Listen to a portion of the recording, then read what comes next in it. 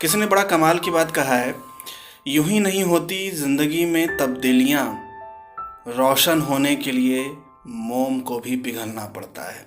आज मैं फिर से आप लोगों के लिए एक मोटिवेशनल स्टोरी लेकर के आया हूँ। ये कहानी राजा विक्रमादित्य की है। उनके 100 पुत्र थे। राजा विक्रमादित्य जो है काफ़ी उम्र उनकी बीत चुकी थी, काफ़ी बुजुर्ग हो चले थे। अब वो सोच रहे थे कि मेरा उत्तराधिकारी कौन हो। लेकिन सवाल यहाँ ये खड़ी हो गई कि राजा विक्रमादित्य के 100 पुत्र हैं और वो 100 पुत्र से बराबरी के प्यार करते हैं। तो किसे वो राजा बनाए, किसे अपना उत्तराधिकारी चुने। इसके लिए उन्होंने एक तरकीब सुझाई।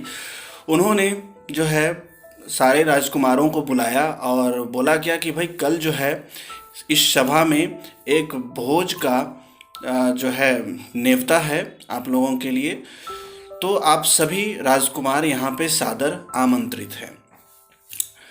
कल हुई, सुबह हुई, सारे राजकुमारों के सामने बड़ी सी थाली में 56 भोग परोस दिए गए। जैसे ही भोज परोसा गया उसके बाद जो है वहाँ जो है कुछ शिकारी कुत्ते पहुँच गए। जैसे ही शिकारी कुत्ते महल के अंदर प्रवेश किए तो कुछ राजकुमार जो है उन शिकारी कुत्तों को शिकार करने के लिए उनके पीछे दौड़ पड़े। कुछ जो है डर करके भाग गए। इनफैक्ट यहाँ पे एट लास्ट देखा जाए तो कंडीशन सिचुएशन वहाँ पे ऐसी थी कि सारे के सारे राजकुमार तितर बितर हो गए थे।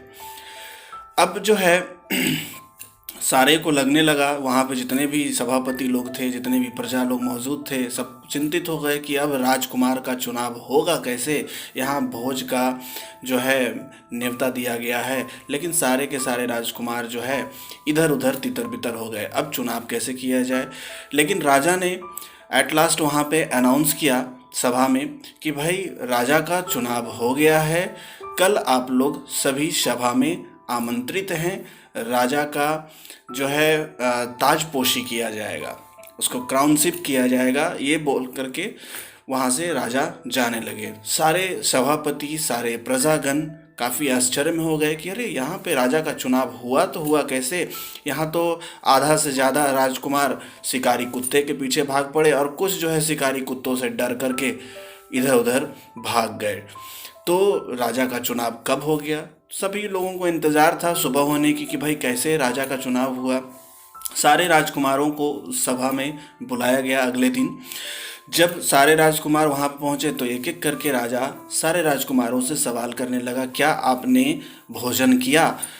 तो पहले राजकुमार ने बोला कि नहीं महाराज, भोजन कहाँ से करते, हमारे जो दरबारी लोग हैं वो इतने ज़्यादा जो है लेजी हो गए हैं, इतने ज़्यादा आलसी हो गए हैं कि उन्होंने जो है शिकारी कुत्ते को आते हुए देखा नहीं और उसे रोका नहीं। अब हम लोगों को जो है उसके पीछे दौड़ना पड़ा, उसकी शिकार करने जाना पड़ा।